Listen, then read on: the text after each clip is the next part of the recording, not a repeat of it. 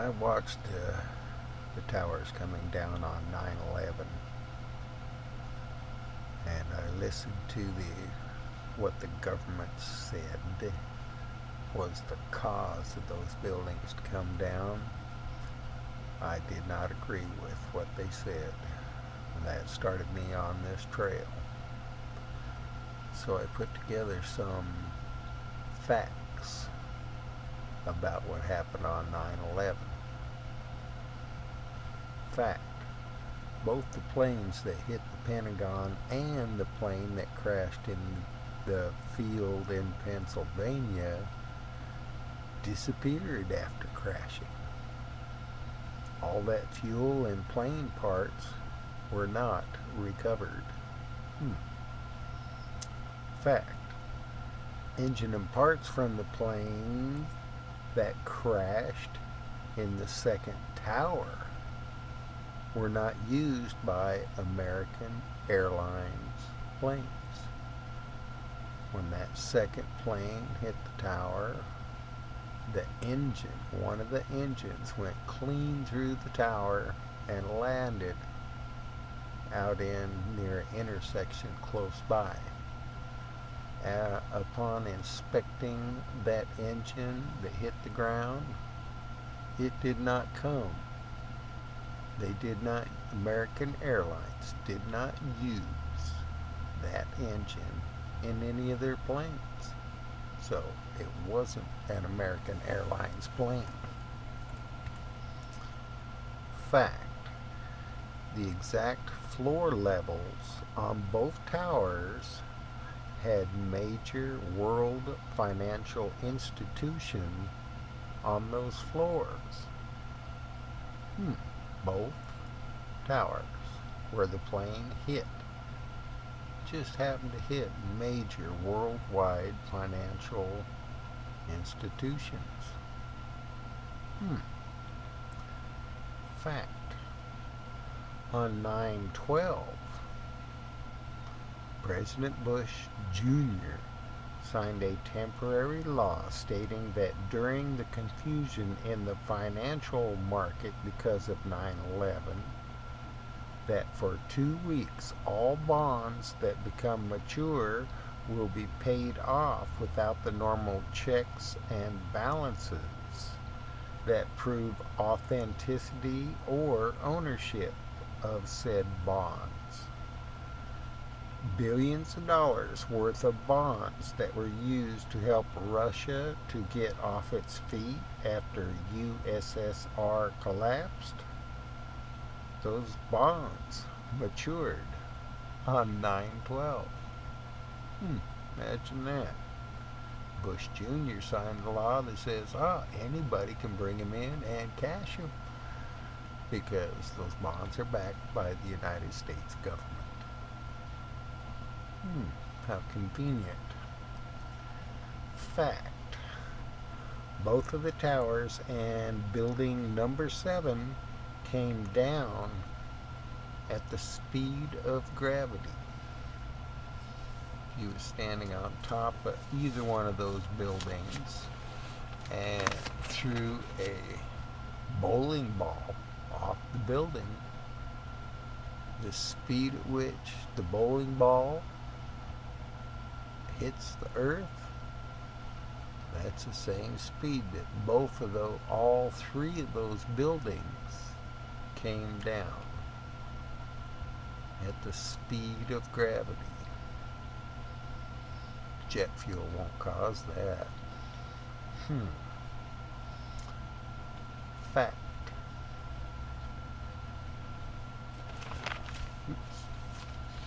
one too many pages. Fact: when the towers came down, the big gigantic clouds of dust were so big that they could be seen from satellites in orbit. Explosives are the only way in which clouds that large can be produced. Simply the building collapsing does not produce those giant clouds of dust. only explosions create that much dust. Fact that before 9/11, no multi-story building in the world has ever came down because of fire. Huh. 3 of them come down in one day in the same area because of fire. Wasn't jet fuel, wasn't fire. All 3 buildings were brought down by thermite demolition, which is what companies that bring down buildings, tall buildings, they use thermite to bring them down. In all of the dust samples at 9/11 had residue of thermite in them. Every dust sample. Thermite caused the big cloud of dust and brought the buildings down. Fact, days after the towers came down, there were temperatures underneath the tower rubble hot enough to melt steel. That's days after the buildings come down. What could be burning so hot, so long? Thermite. Fact, security vaults under the towers were empty. After fire was put out and they searched, they found that the buildings' vaults, both buildings had vaults. They were empty, both of them. An armored car full of gold was found abandoned near the towers. Traffic blocked the armored car. Why would somebody abandon a car full of gold, an armored car full of gold? Maybe the gold was stolen and the driver did not want to get caught, so he just abandoned the armored car full of gold. Seems to make sense, don't it?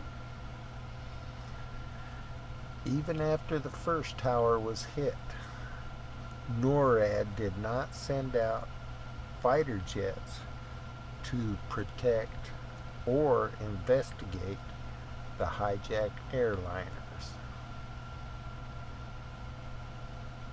It takes someone like the Secretary of Defense to give an order to NORAD not to send up fighters. Even after the first tower was hit, still the fighters were not sent out to investigate and protect.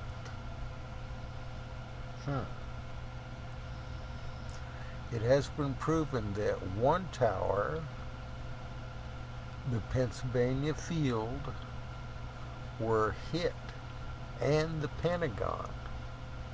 One tower, the Pennsylvania Field, and the Pentagon were hit by non-American airline planes. What happened to those American airline planes if they didn't hit the building, Pentagon, or crash in a Pennsylvania Field? Where did they land at, and who directed the planes to land if they didn't crash where we were told they crashed? So to think about. Fact, The Pentagon has hundreds of security cameras covering every inch of ground surrounding the building. The only thing that was given to the public was 5 frames of video from a gate ID camera. It was out of focus. It's made to look at people sitting in their cars and to confirm they are who they are. Somebody was told not to release any videos except for the one at the gate. All the rest of them, no samples. The buildings around the Pentagon, all their security camera tapes were taken. But the only thing we saw was 5 frames of out of focus gate camera.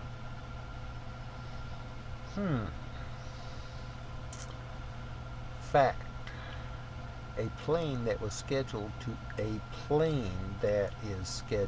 to fly to the West Coast would have thousands and thousands of gallons of jet fuel on board. The firemen that put out the fire at the Pentagon did it in a few hours. The Pentagon's interior, the wood, the paper, are all fuel to help the jet fuel burn. The building should have burned for a lot longer period of time than it did. The firemen didn't put out jet fuel fire. They put out an explosion fire. No jet fuel residue was found. Odd. Fact. If a large plane had struck the Pentagon, what happened to the plane and its contents? None were recovered from the building. Big plane disappears and all that fuel disappears. I don't think the Pentagon was hit by an airliner. It was hit by some kind of cruise missile. Fact. No plane or contents was removed from the Pennsylvania crash as well. No plane parts, no fuel burning, no nothing out in that Pennsylvania field. I don't think it was a plane that crashed out there either. Fact. Our president at the time, President Bush, calmly sat in the elementary grade school room after being informed about the towers being hit. Thousands of people's lives were in danger. He just sat there calmly.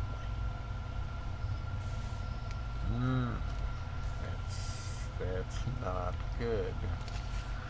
Didn't care for a little shit anyway. Fact. The Bush administration was laying the blame for the hijacking on Middle Eastern men with box cutters, even before the dust had settled. Wow, Middle East terrorists did it.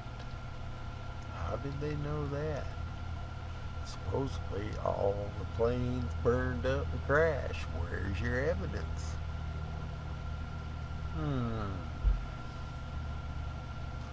Fact. On 9/10, Donald Rumsfeld made a speech that $2.3 trillion was unaccounted for. On 9/11, The missile that hit the Pentagon hit it exactly where all the records for the missing $2.3 trillion was kept. After 9/11, there was no more mention of the $2.3 million that was missing on the news. I think that's worthy of more than just one quick announcement that it's missing.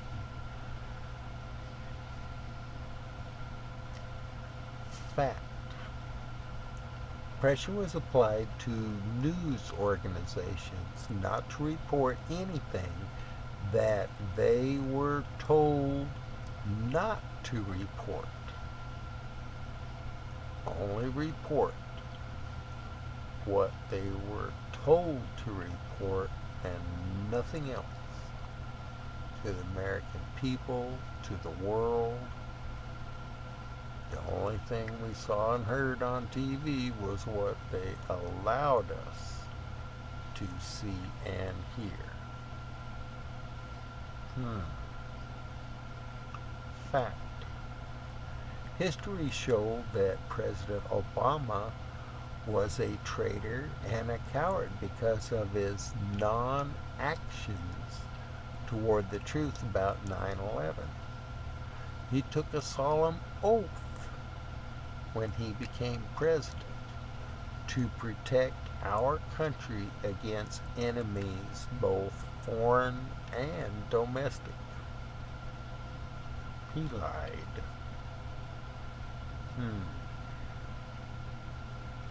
Fact. George Bush Sr.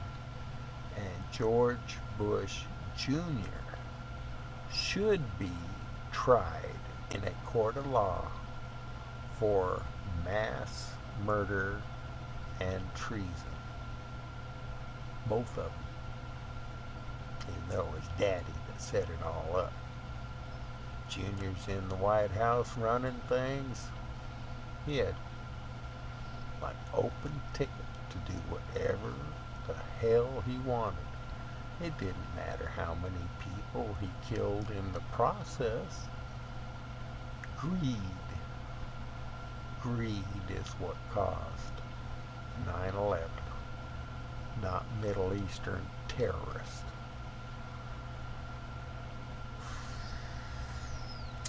Fact.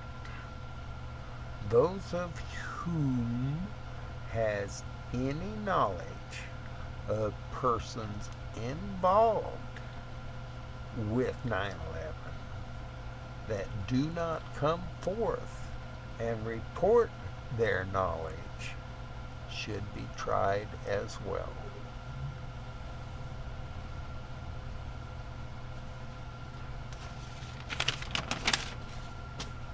Fact. It took $2 billion to put President Obama into office. $2 billion. With that kind of money used for getting him in to control our country means that the people that supplied that kind of money will have undue influence on our president for specific gains and control set forth by the people that furnish the billions of dollars. Public opinion means a whole lot. A billion here, a billion there, when they are stealing trillions. Not a bad trade-off.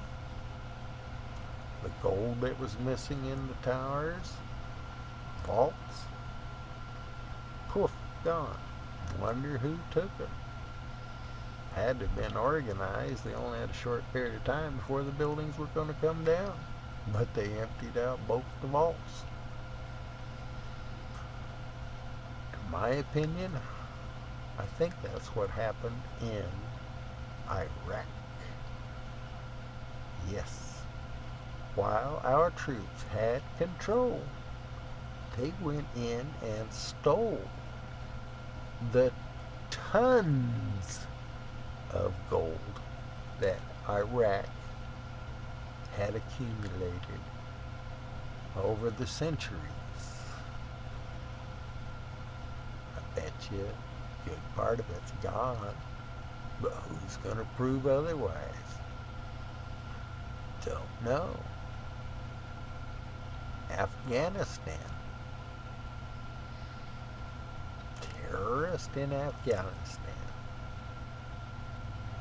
That's odd. Ever since we went into Afghanistan to eliminate terrorists, Afghanistan still produces over 90% of the world's heroin. Right there in Afghanistan. Our troops are protecting those crops. So somebody is getting a piece of that pie. Wonder who that could be. Had control of the country and still 90% of heroin comes out of Afghanistan. Shaky deal.